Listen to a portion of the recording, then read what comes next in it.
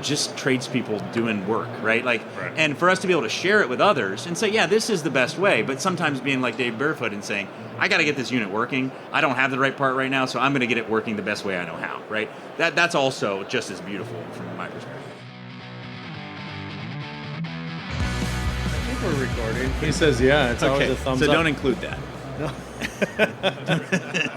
We have some people in the audience today. Yeah, we do. Look at there. We're welcoming Bryan Orr. Hello, everyone. Hold on, my phone just started ringing. Can you imagine that? That's fine. I apologize for that, Bryan. Bryan, tell us what it is you do in... First of all, you're from HVAC School. Yes. The podcast and HVACschool.com, correct? Yes. HVACrschool.com. I'm Similar sorry. to the dash, you know, HVAC School was taken. Oh, okay. So we had to add R in. God, are you in constant search for buying that domain, but somebody's just holding it out there for Well, like the thing is, $1,000,000? so here's the funny thing is I actually know who owns it, and I actually met them last year at AHR, which is kind of cool. So, Did they make a pitch for you to buy it? No, initially they really hated my guts because I came along and named my thing the same thing as them, but then we realized that I'm actually a really nice guy, which is what people find out, and then, you know. Yeah, initially friends. I didn't think you were I'm just kidding. It's understandable. It's an acquired taste. It's kind of like whiskey.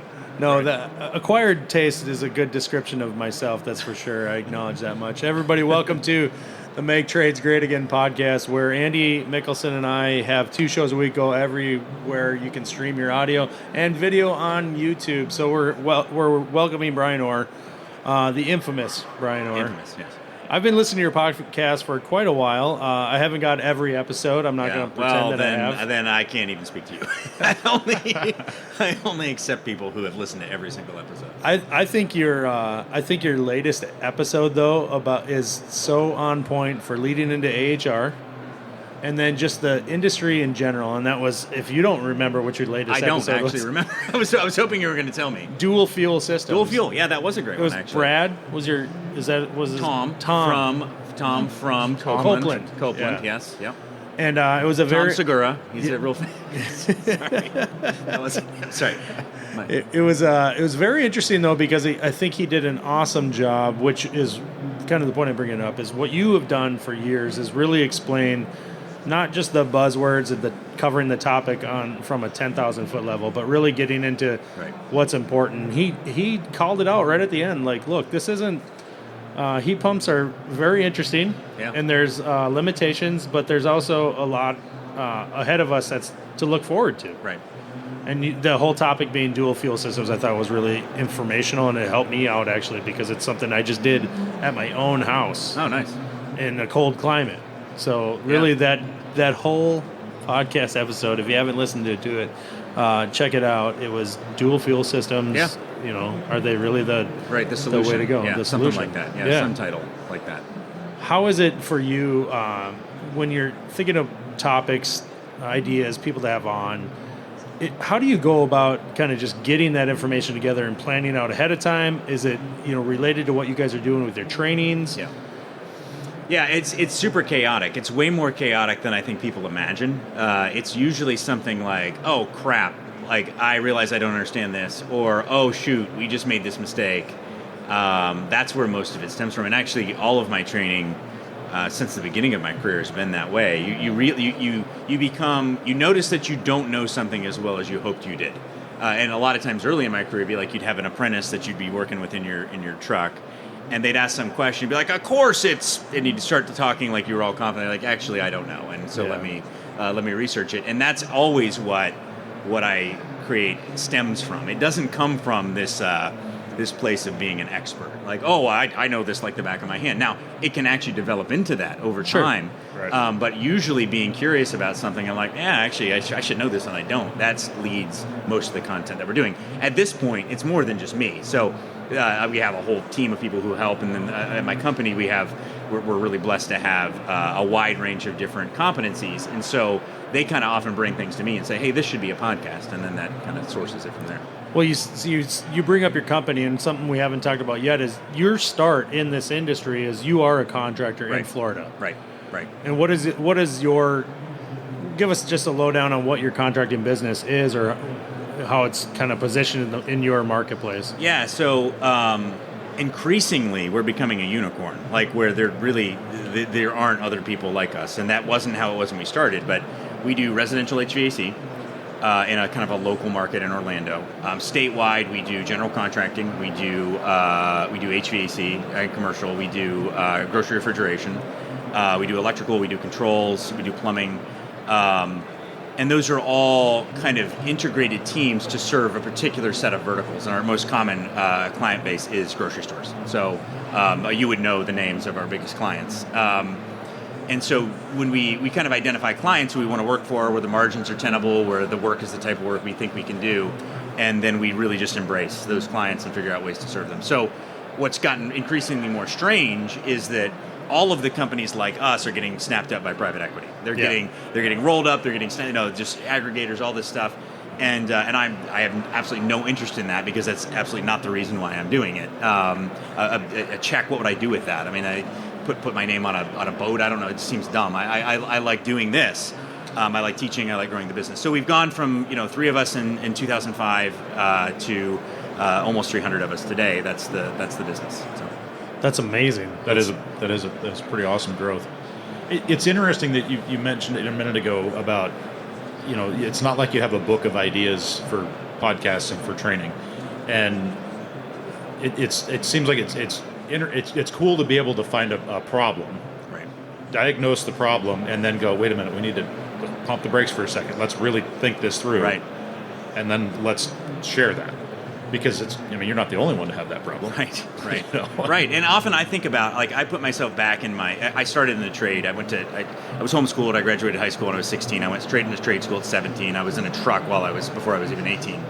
And I put myself back in the shoes of that kid, right, who would have been so grateful if somebody would have just explained it. Because the guys who you ride with, they're great guys. They were my mentors. I love those guys. I call them out a lot, but they were not interested in fully explaining things and using different metaphors and trying to they were doing the job, right? Yeah.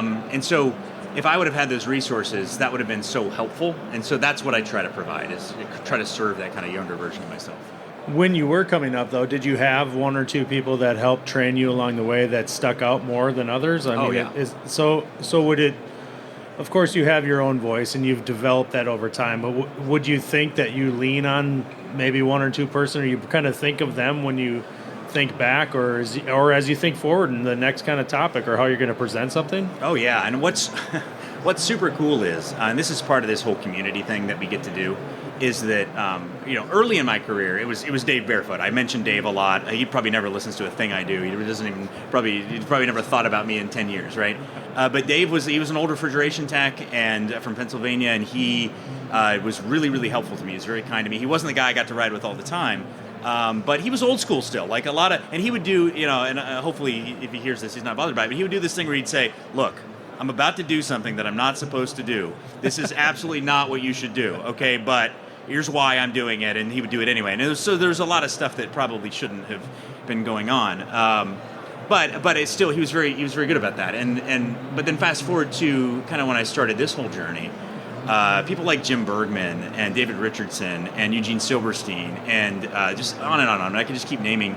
Dan Holohan. Dan came up yesterday when I was at the pavilion on the other side, and just stayed and just hung out. These people who are kind and generous, and yeah, they still make fun of you, and we insult each other because that's what we do to show that we love someone. That all that stuff.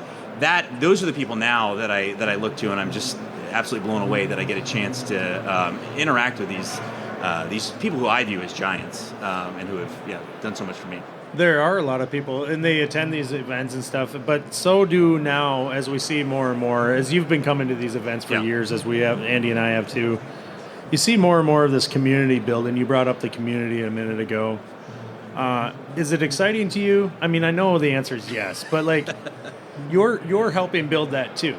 You're helping become a resource, or you are a resource, but you're trying to build that and become more of a resource for more and more people, as we try to get more people to enter the trades, right? So that's got to be, if you're employing 300 people in a very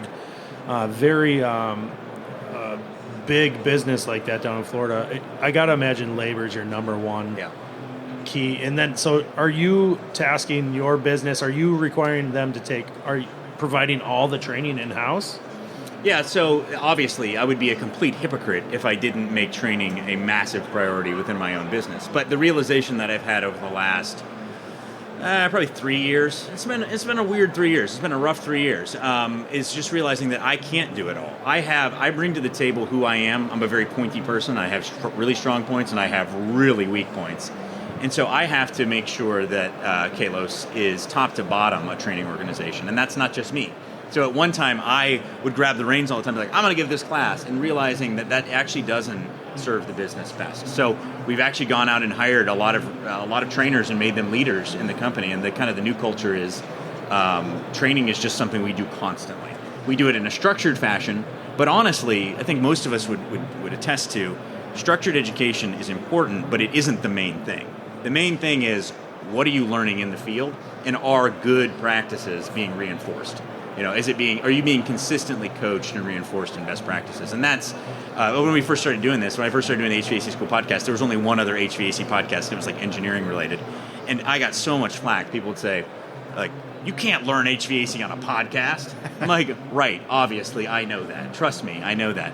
But there's still value in it, right? There's still value in being reminded of something or being introduced to an idea, and it kind of jangles around in your head, and then next time you're at the job, you're like, hey, I remember hearing something about that, and then you research it a little more. So it's all this, I'm answering all kinds of questions you didn't ask, but it's a very big picture, and within my own company, it's a burden at times. It's like, there's a huge burden with being the guy who's going around telling everybody how they should do things, or at least that's the perception. Yeah. Because the reality is that we're just way, but sometimes being like Dave Barefoot and saying, I got to get this unit working. I don't have the right part right now, so I'm going to get it working the best way I know how. Right? That's also just as beautiful from my perspective.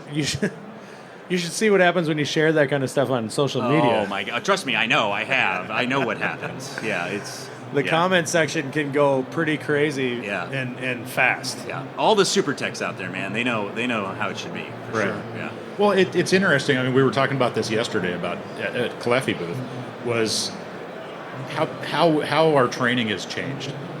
When you were a tech 15 years ago, 20 years ago, you go sit in a classroom somewhere. The online training wasn't a thing. The webinars weren't a thing. There were no podcasts. Right. And so the only place you learned was either on the job or you went and sat in a classroom somewhere. Right. And you hoped that most of that day was going to be hands-on, where those of us who aren't good book learners would actually learn something. Right. And now you have that ability to go, okay, I'm going to pause this and I'm going to go eat dinner with the family and come back in it and jump in it and have those options to get that. So I don't know. It's interesting to see how much can be shared out there and how fast information is shared now that before, like you said, if you had a technician that you were working with, if the guy that was driving the truck wasn't interested in talking today, that sucks. Yeah. You ain't learned nothing. Yeah, for sure. And I think one of the really key things is there just aren't gatekeepers anymore. Right. There used to be gatekeepers. I don't know if you were kind of in the phase when you first started putting stuff out there where people were like, you can't put that stuff for free on the internet.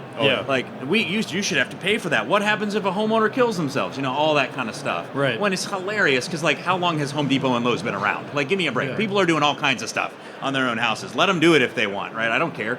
That stuff's been around forever. But there was always this gatekeeper mentality. It goes along with the same sort of tradesman mentality where guys would be like, slow down, son, you're going to work yourself out of a job, that kind of mindset. Right. And it's not helpful. On the flip side, though, there's also an increase of sharing of bad information, and that is true. And so you do have to parse that. I mean, it's part of it. But again, I'm a fan of no gatekeepers. Let people decide on their own. I'm not saying things like licensure and regulation. There's room for all that. But I'm talking about within education. Well, share freely. Yeah. Look, there's a lot of information being shared, right or wrong. Big platforms that are just growing every single day. We talked a minute ago about community. I mean, come on. Things like Instagram, YouTube, TikTok. It's everywhere. Facebook. A lot of that is entertainment, though, too. Sure. A lot of us are finding entertainment in this community. Yep. And we're using those apps to do that. But there's opportunity to learn real information. I learn something new all the time. Yeah. Like, maybe it's not the right way to do things. but there almost is never one right way to do things. No, exactly. People say this all the time, like in the market refrigeration space that we work in, if you don't get that sucker up and running in 2 hours, you can potentially lose $500,000 in product. Right. You're going to do all kinds of crazy workarounds to get that product back to temp. Yeah. That's not wrong. Now, leaving it that way, it probably is, right? Now, that's a different thing. Yeah. So, Well, there's a lot of responsibility too in the industry like that.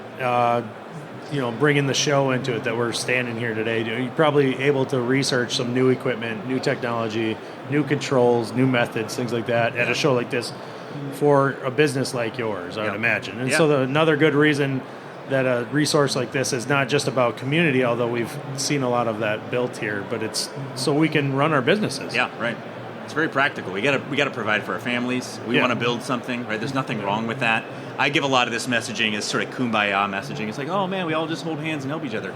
Yes, and we also compete and try to kick each other's teeth in while we're holding hands and helping each other. It's the difference between like the phrase I'm repeating a lot now is I'm a huge believer in having professional pride and personal humility. Like recognizing I am not a big deal. Yeah. I'm just a dude.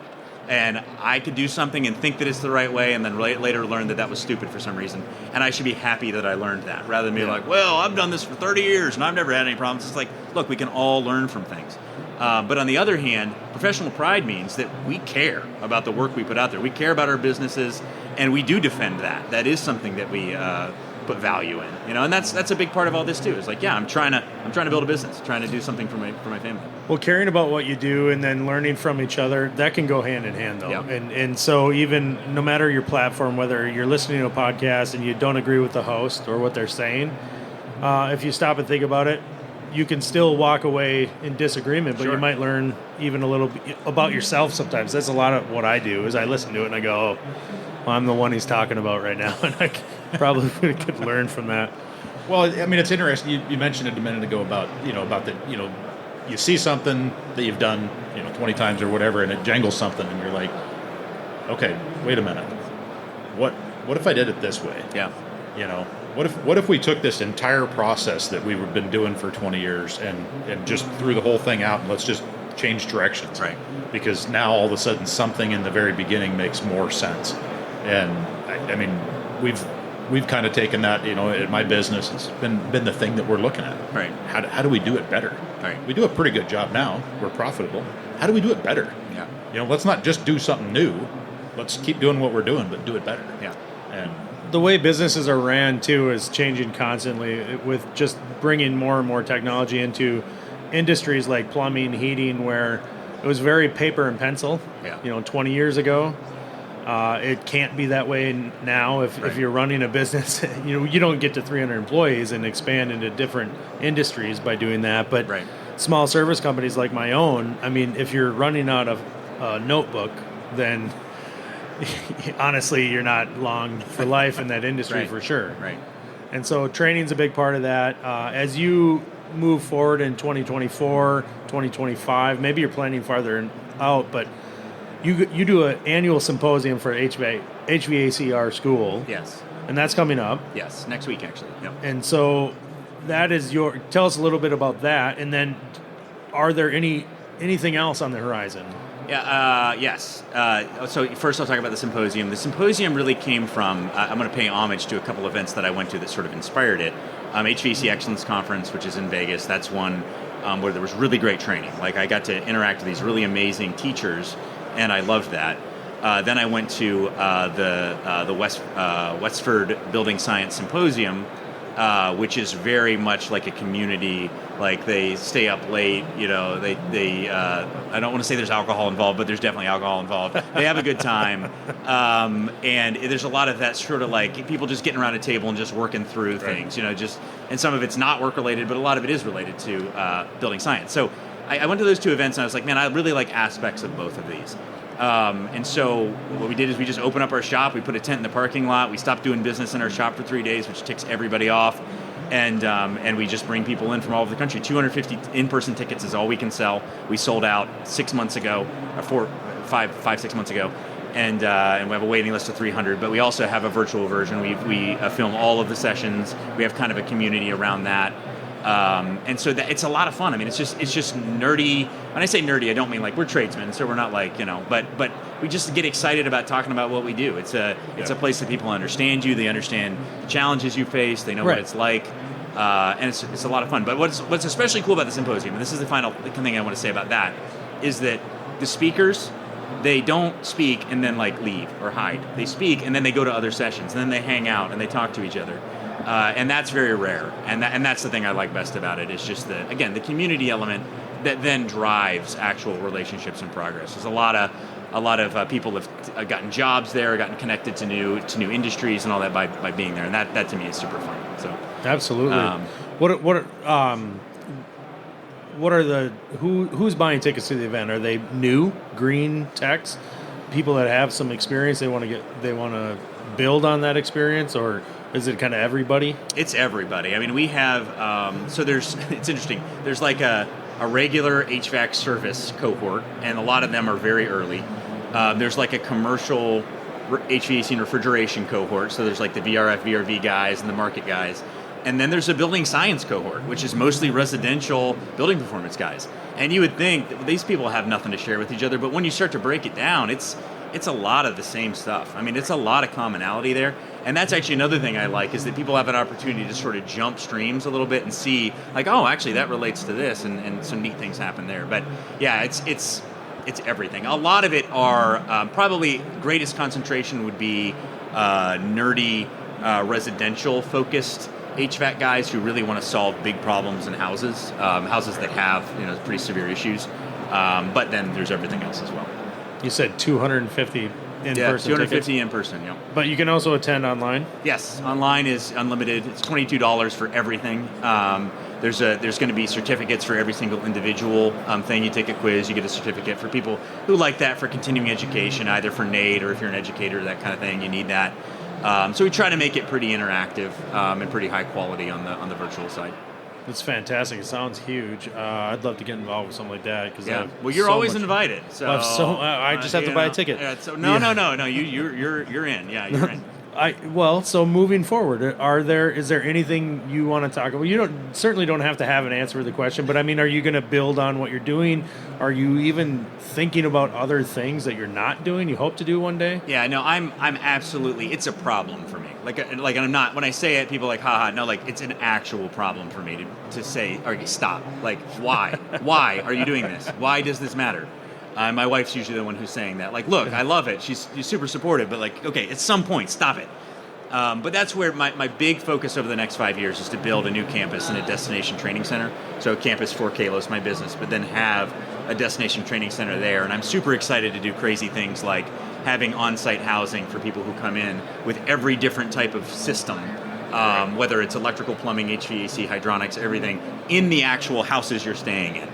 So that you can access it and get a chance to experience things that maybe you wouldn't normally get to, but also give people that sort of home experience. Because if I'm going to bring somebody in from Boston or from California or whatever, there's going to be very different types of equipment there, and I can't really train them on it in my backyard. So super excited about that. Super excited to bring in, again, the same people who we already have relationships with, and give them just a chance to amplify their voice. Like, there's a lot of really smart people who are maybe a little more introverted, don't have big channels, who are actually far better than I am at teaching. Guys like Ty Brannaman, for those of you who know him. Like, Ty is one of the best, I would say probably the best HVAC teacher in the country. And he's just kind of a humble guy. Like, so he doesn't have a big channel, but he does a really good job of teaching. And that's what I really want to be able to do with that. So I could go on for hours, but that sort of stuff really excites me and gets the juices flowing. That's awesome.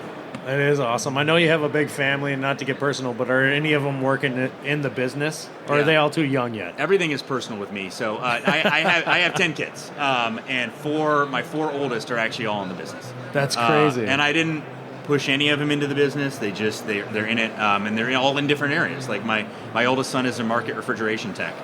He was calling my brother and I and one of the other guys here with getting tech support while we were at dinner last night. My next son is in the control side, the BAS part of our business, and then my one daughter's in permitting, my other's a CSR.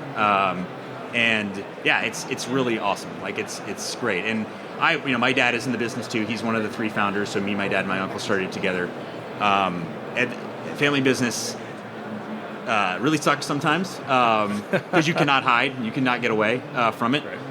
But it also is really rewarding and really awesome sometimes. So so anyway, that's me. That's fantastic. So Bryan, if there's a ton of people sitting here in the audience, but then everybody listening, I can't imagine they don't already know, but can you just remind everybody how to get in touch with you as far as where they can hear your information, how they might sign up for your symposium for next year? Of course, you're sold out now. Sure.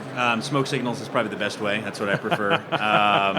No, HVACrschool.com is the best way. Top of the page events, you'll see. And also another thing to mention is, even if you don't sign up for the symposium virtual on time, you can still get the ticket afterwards. So if you're like, hey, I didn't get it in time, no worries, just get it. It's $22, right? It's literally, we don't make any money on the symposium. It's a wash. We take sponsors and everything. But obviously we got to pay the bills, and there is hosting and all that stuff. But yeah, so do that at any time. Next year's symposium, because AHR is in Orlando, we're probably going to switch venues for 1 year just so we can host more people. So we want to try to maybe flex up to 500, 600 people next year, just so we can do it back to back, because there's going to be a lot more demand. Right.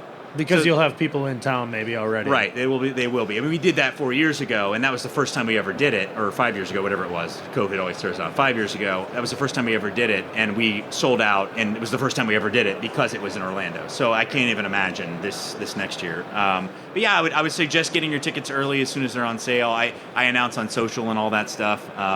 And the podcast. And the podcast, yeah. Which is? HVAC School, yeah. So you just search it on any of the places, YouTube, all that stuff as well. So, right on. Anything to add, Andy? I don't think so. What do you think of the show so far? I mean, everybody asks that question, but honestly, yeah, is it exciting? Yeah, no, it is actually. I try to. It's still way too busy, but I try to throttle back this year. And yeah, I've actually been enjoying myself. It's been good. I love this podcast pavilion, the location, the setup, everything. They did a great job with that. I'm a big fan of AHR leadership, frankly. Kim is great. The leadership is just a really good team, and they've been I don't know, they're very generous to us. So they really pull it off. You know what I say when I say that? Like it seems as though it's gotten better. Since they started the podcast stuff a few years ago, it's gotten better here. We're taken care of in a way that, they say something's going to be done. It's really there for the people attending the show, so we can all benefit from it. It's huge, and they do a really good job. I appreciate that, or I appreciate that from them, but I agree with you on that. Final thing I want to say is I really appreciate what you guys do, and I have for many years. I think I told you that. Thank you. I'm not like maybe I come across like a jerk or something sometimes. I don't know. I wouldn't say so. I don't know, but I'm actually not. I'm like a socially awkward person. So a little introverted. A lot of creators are, I think, in some way. But I've always, you're hilarious. Your personal social media is hilarious. I think you guys have always done really great stuff. I appreciate that. I don't know that much about your world. I don't. There's actually not as much intersection. But every time I watch your stuff, I always learn something, and it's really, really cool. So that's very nice of you to say. Thank you. We do appreciate what you do too. I listen to your podcast. Like I said, I haven't heard every episode. Yeah, I'm not a I'm not a perfect human being. I'm just better looking than I am smart. Right. Anyway, I want to thank everybody for listening. Yeah, for sure.